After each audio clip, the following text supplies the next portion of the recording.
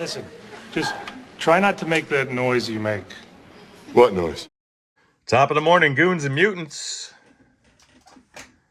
Look at you guys out there, wandering aimlessly through the interwebs in search for valuable entertainment. Well, it's been one hell of a weekend, but here we are at Monday. It's funny how I have to get to the beginning of the week to start feeling relaxed, isn't it? So what's up, my man? I did find your box of tubes at the bottom. What was the top of the shipping box for this 1962 Fender 6G15 reverb unit, the standalone. And look at this beautiful GE 6K6. We have a lovely original Mullard 12AT7. Nice rugged tube.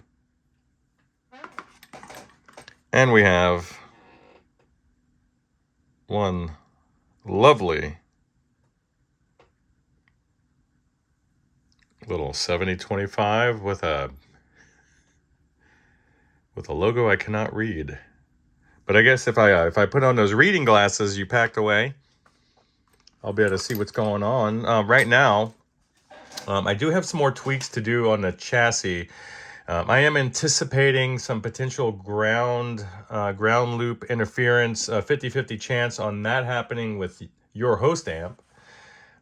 So I'm gonna bulletproof the chassis from a grounding perspective as well as I can, including things like that I can do natively to reduce noise, such as running the high tension center tap over to the cathode on the tube end to lift it above ground a little bit to eliminate noise. We'll make sure there's no noise coming from the heater or filament supply.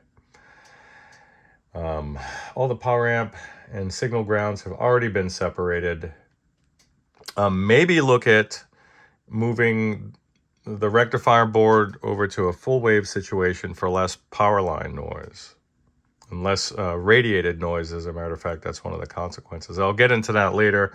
That dips pretty far into theory, which I typically don't cover. But have a look here at the cabinet. If you've never seen inside of one of these, they're pretty cool. This is their tube dampening system. This is their spring dampening system for the reverb pan that fits inside of the head here, the head shell. And the foam does the heavy lifting for that. This foam has been overcompressed and is no longer fit for the job. It's not even of sufficient depth to actually touch the spring. So it was never doing its job, as a matter of fact. I'm going to clean all this old stuff off of here. And in its place, I'm going to put something much more rugged.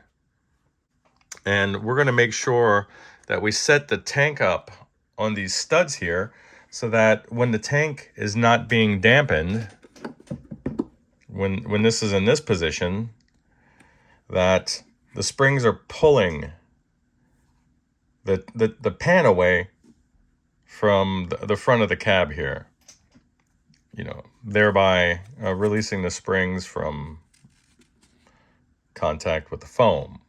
So that's the idea.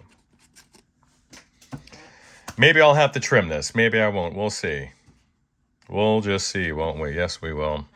But yeah, have a look at the inside. Again, you are missing one spring. I'll see what I can do.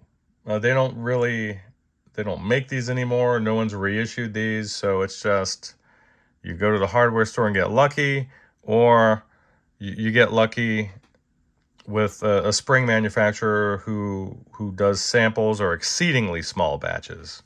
So good luck with that. So we're gonna do what we can do. The missing spring is on the top side. So I will move the one of the other existing springs to fill the gap there, and we should be okay. We should be okay.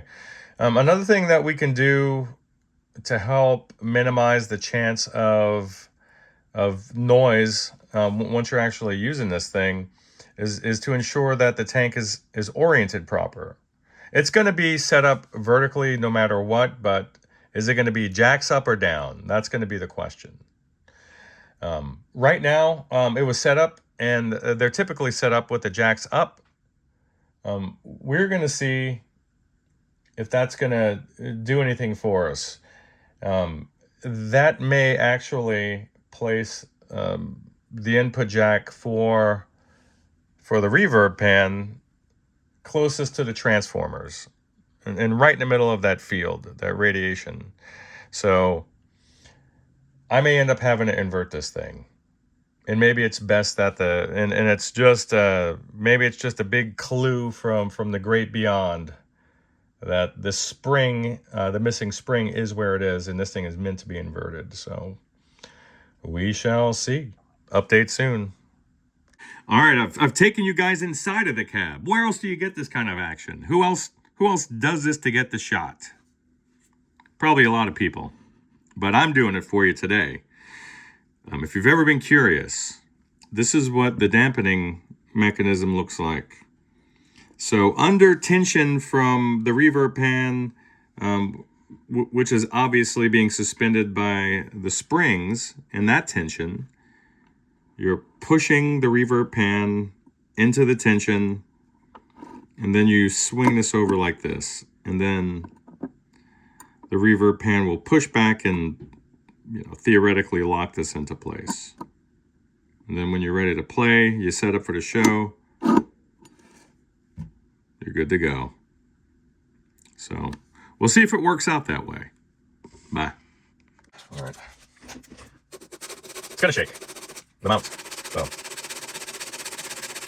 me get some of this old adhesive off. I don't need much. I don't need to clear much off here.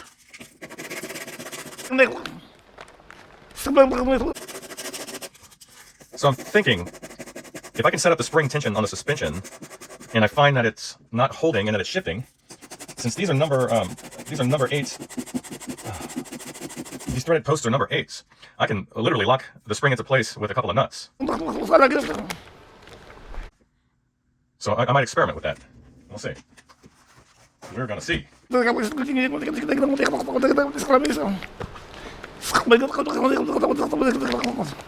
Travis, if you're watching this, I don't know why you would be. You're coming to get your three amigos today, and I've been prolonging the inevitable. I don't want to move them downstairs. My God, that AC30 CC2 is such an insanely heavy beast.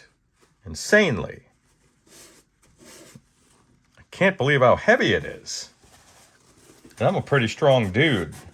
But trying to wrestle that thing down a flight of stairs, it's unbelievable. All right, I am satisfied. So all of that will be behind the foam. It's going to give me a good solid purchase on this bit of plywood, and then the back of the foam itself. So I'll be a happy dude. And then I can check. I could actually check for fit of the reverb pan and all that stuff at the same time before I use any adhesive at all, which is going to be a beautiful thing. So this will be wonderful. Wunderbar. Update soon. Don't let my wife see this.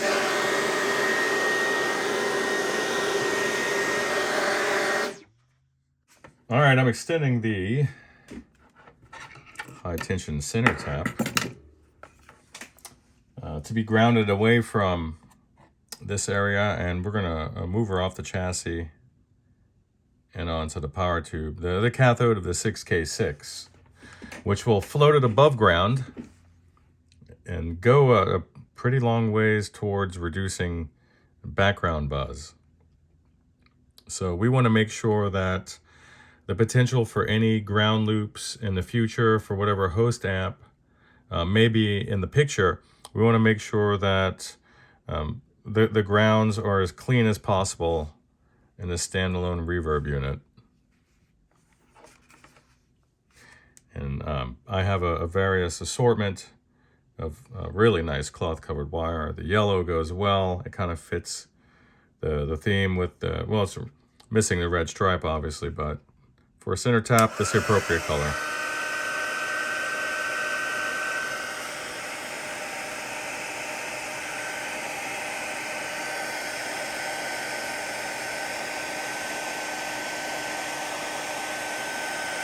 All right, almost there. There we go. This has been in use for 15 years. This little Radio Shack heat gun. It's been perfect, flawless. I miss Radio Shack. I'll be one to tell you that right now. So, and obviously, you guys, if you're gonna do this little maneuver here, you're not gonna go on. You're not gonna ground it on the ground side of the cathode bypass cap or the resistor itself, because that's just putting it right on the chassis in a worse place. It's putting it closer to these jacks here, which you want to steer clear of. So we're going direct to the socket. Bye. All right, so this is not going to be a perfect shot for you guys, but it's just got to do for now. If you've ever worked on a 40 or 50s era Fender, and this is going to be hard because of the camera, then you know that having to work on the solder tabs of these sockets is a pain in the tuchus. You're talking, you need to completely remove the lead or component, get all of the solder, flux, and contamination off of these pins before you even think or dream about trying to make a nice solder connection there, a nice solder joint. So you're going to want to make sure it's just flawless. It will not stick. And in fact, you're probably going to have to strip away some precious lead length to get some clean conductor prepped. So just food for thought. All right, there you go right there. I could, that is kind of sticking out a little more than I wanted to. What I can do is, you know what? I have some, am I gonna do this? I have some dye left over from the last maple neck that I artificially aged, and maybe I'll give it a little more amber. I'll experiment on some a little scrap piece of wire and see if it comes out nice, then I'll do it.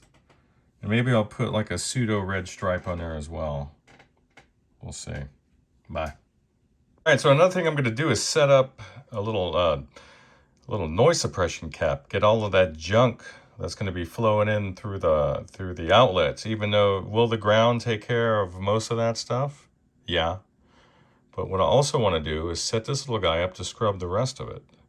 So I have her set up on the neutral, on the courtesy outlet there. And then I'm going to go ahead and sink her into that little solder puddle there. And we'll call that a day. If I detect any additional background noise from the unit itself, the next step I take will be to remove that filament supply center tap and replace it with an artificial one using the old 2x 100 ohm resistor trick. Bye. Yes, this is the proper orientation, as the chassis will be vertical. Well, Mike, we just got finished having ourselves a little slice of hell on earth, man. I managed to overcome all of the noise that was created by the ground loop within the chassis itself while maintaining the safety ground. What do you think of that stuff? Check this out, buddy. Oh, yeah. That's mixer full up.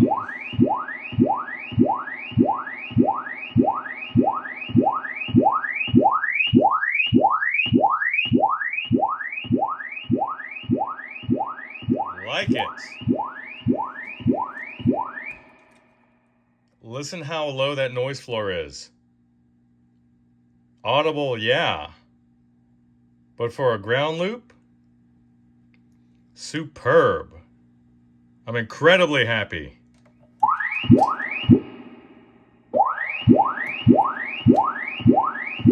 Love it.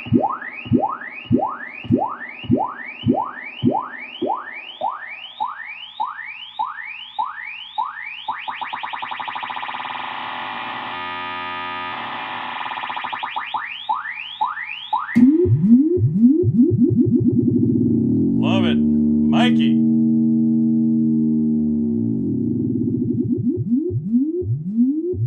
Come on, buddy. Listen to that drip.